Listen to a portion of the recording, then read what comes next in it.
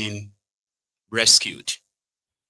Out of the 52 children that were initially announced as those abducted from the Catholic school in Niger State, now we have received an update that indeed they actually took more and far more than that. So now the total number of children that they have taken or confirmed taken from this Catholic school in Niger State is now 315. And this afternoon, Tinubu announced that 50 of them have been rescued. In all of this rescue, there is no arrest. There is no any form of shootout with these terrorists.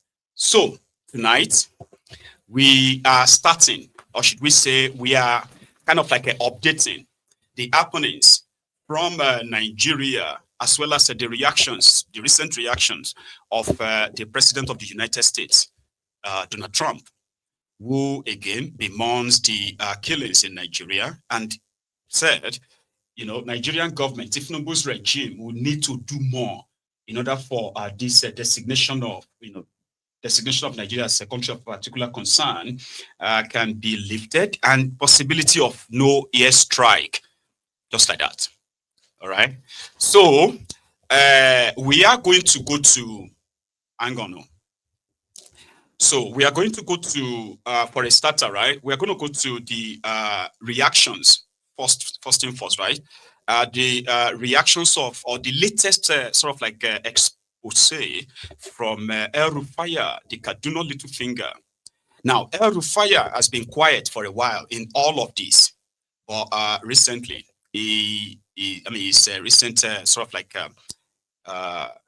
statement, so to say, is to come out again to indict the governor of Kaduna State, his own successor, talking about funding terrorism and the government of Nigeria's collusion with the terrorists. So El Rufai was with Sheung recently. Let's start from that. You can ask 3 service chiefs that served in Kaduna under my watch. One of them is still alive. Farouk Yahya was chief of army staff. He was GOC in Kaduna. I saw him yesterday at a wedding. You can call him, bring him to this program and ask him what we did. What I will not do, okay, is to pay bandits, give them monthly allowance, or send food to them in the name of non-kinetic. It's nonsense. We are empowering bandits. It's not the government of Kaduna State. It's a national policy driven by the Office of National Security Advisor, and Kaduna is part of it. Many states are objecting to that, but that is the policy now. Chase the bandits. That's the new policy. My position has always been the only repentant bandit is a dead one. Let's kill them all. Let's wipe them. Let's bomb them until they are reduced to nothing. And then the 5% that still want to be rehabilitated can be rehabilitated. You do not negotiate from a position of weakness. You don't empower your enemy. You don't give him money to go and buy more sophisticated weapons. That's why the insecurity problem has not gone away and will not go away as long as this policy continues.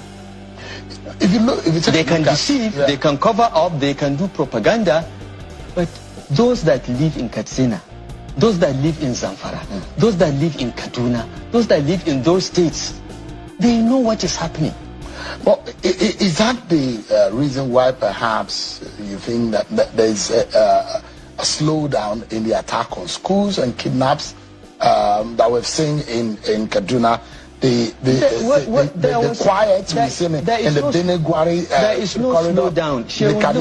I was governor for 8 years. I was governor of Kaduna State for 8 years. Only 3 schools were attacked in 8 years. Okay? This government has been around for 2 years. 3 schools have been attacked. And they paid the bandits. They paid them 1 billion naira the first time the school was attacked and students abducted. They are paying bandits. They are apologizing to them. They are publishing this information about 1 billion naira being paid. Look, let the governor or anyone come and deny. We have the evidence. When the time comes, we reveal everything. They are paying bandits. They are empowering bandits. This is what this government is doing. And you think that will not work? It will not work. It has never worked anywhere in the world. You can. So, Rufai dropped that bombshell a while back as part of the evidence that are currently being gathered, against the Tinubu's regime. So we have all witnessed the surge in these attacks and these kidnappings that state governors in some of the part of the northern Nigeria, they have actually shut down schools, both private and public schools, because of the threat of these kidnappers, the Fulani terrorists. Tinubu himself has also declared the closure of 47 unity schools in Nigeria. 47 schools shut down for the rest of the year. And according to them, it is also because of the fear of these terrorists. So if those who are good observers are to tell you, they will tell you that right now in Nigeria, the terrorists are actually winning, unfortunately. Apart from these politicians, state governors, federal governments, fueling or funneling money to this to these terrorists in the name of, rehabilitation and pacification. So when Donald Trump said, when the American government said that your government is being indicted because it is believed that the advancement of these terrorists is proudly sponsored, enabled by your government, by so many actions like the one that Rufai uttered there. So when I think Fox actually played his voice, or he phoned into voice to make a comment. Remember, a few days ago, the United States Congress, they were debating these killings in Nigeria, while the counter-propagandas were flying up and everywhere.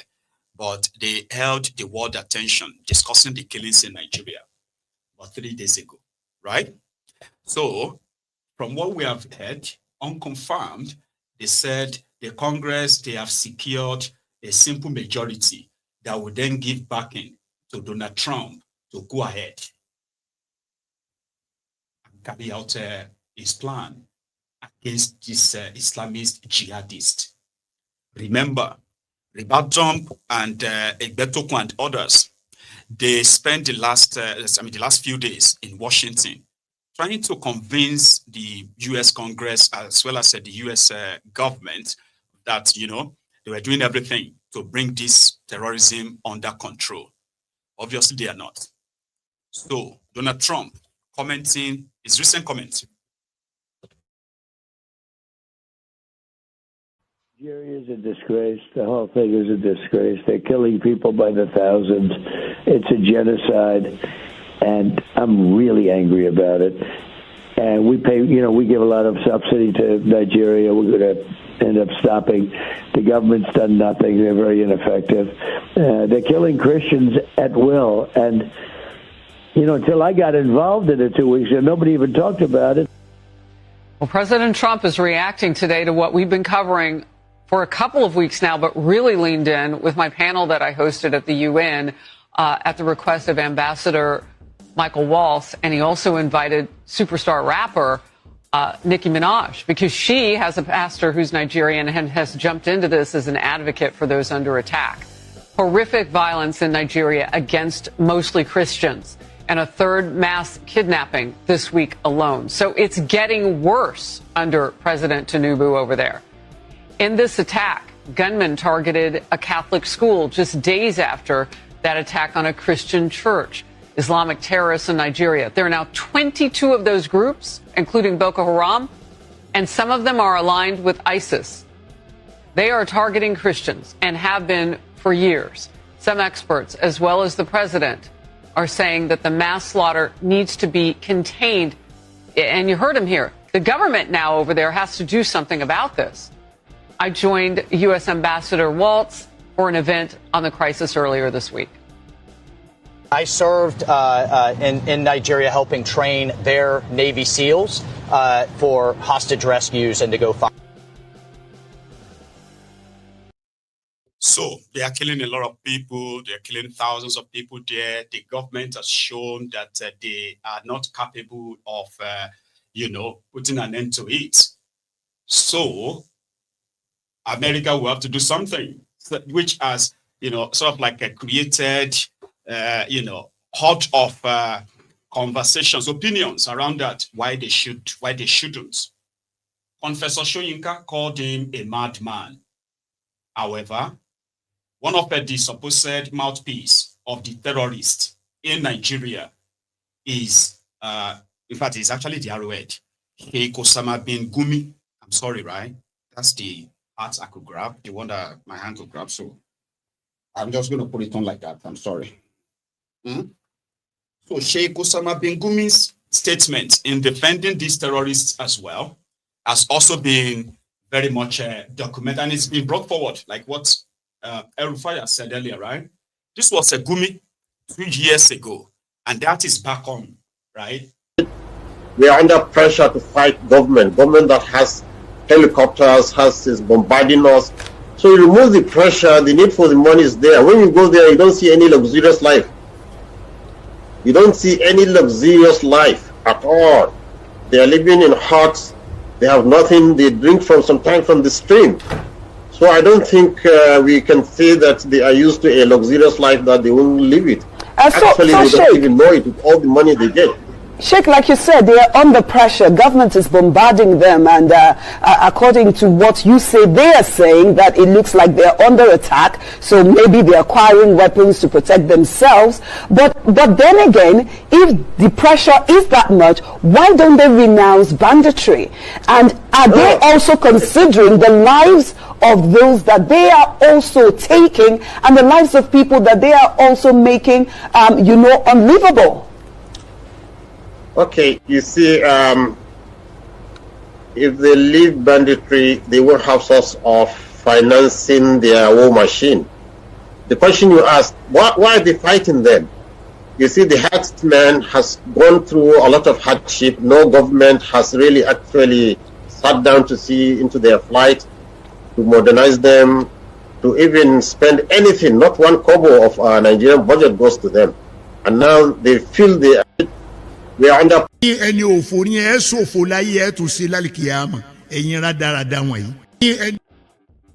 So, Gumi's campaign in defending the terrorists is not something that is like impromptu, all of a sudden. No, he's been at it for years now. There were victims of Gumi too.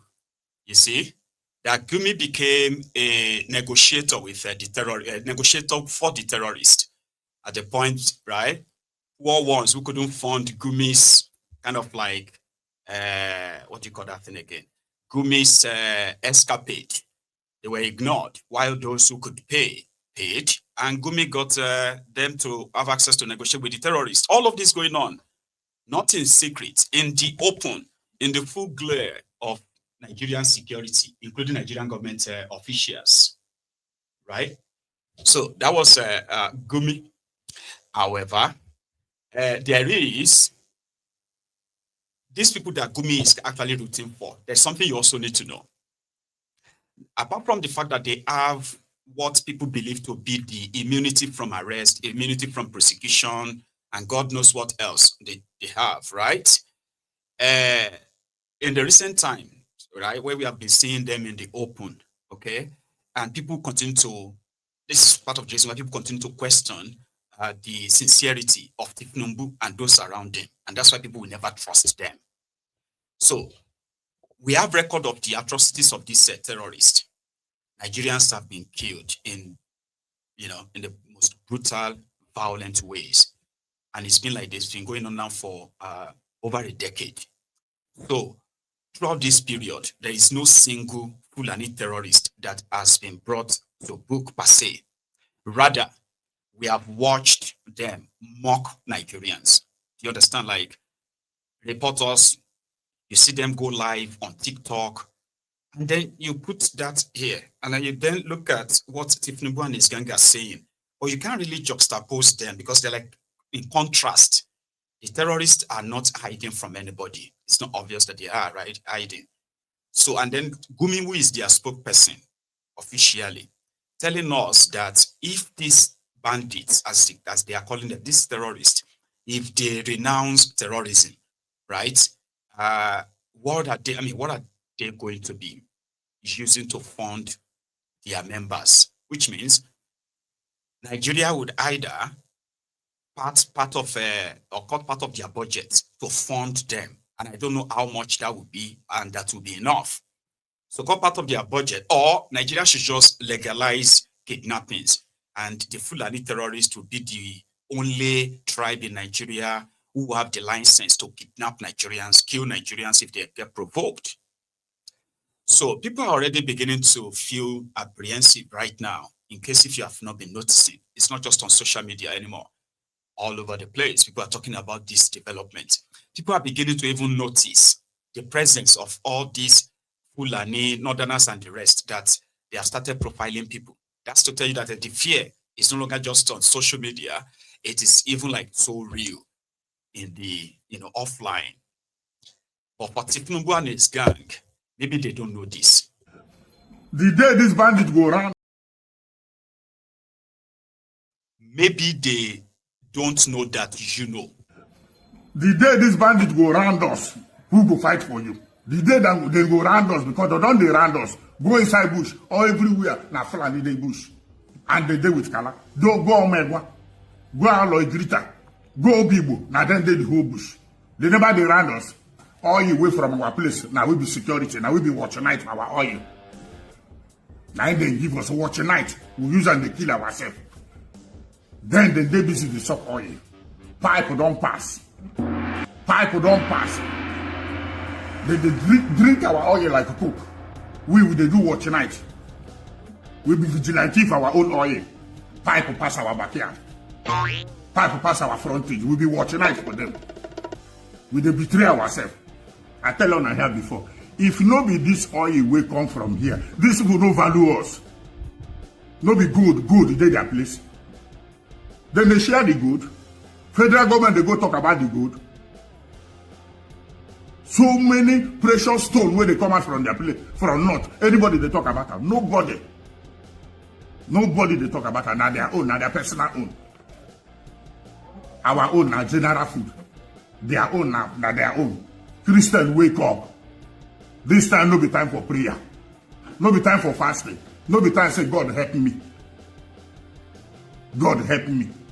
Then dear God help me make them kill you. God help you for where? How God will take help you where you don't want to help yourself? God help you. Our general overseer are thief, they thief money. They busy, they loot, they thief, they buy, they say, your treasure is in the heaven. They deceive members. Make you lay a treasure in the heaven. Which heaven they lay treasure? Then they lay on the earth. Go see a Deboyo, in home, in house. See all of them. Oye de go. Tunde Bakari see their house. See cars. They tell me, say, my own treasure, they heaven. My building, they heaven. Our own, where be member, they heaven. On our own, they on the earth. On our no fear God. On our use them, they lie for us, they cash out. General Overseer. That the Geo Papa. Ministry head. On our use God, they deceive us. They lie for us, they take our money. They reach on our family. They reach on ourselves. God go punish on her. Thunder go fire on her. All of our way son be general overseer and church head and ministry head. And Gio and Papa. They tell what I say, God go punish on her. Thunder go fire on her. Now I make some people they say God no day. God no day. All this type of thing. But true, there is God. That's why I see some people in social media go say there is no God. Which God? You see this all general overseer that the Gio, Papa, all this church head use us the cash out. They deceive us. You hear the realm of the spirit. In the realm of the spirit. In the realm of spirit, kill on idea. Kill you. Like life full on a man say that God tell us every day. God call you. God call you. Call you where? Who be a witness say God call you? Who there with you where they? You won't need a car to travel. You won't need an aeroplane to travel. You will just say, I want to go to London.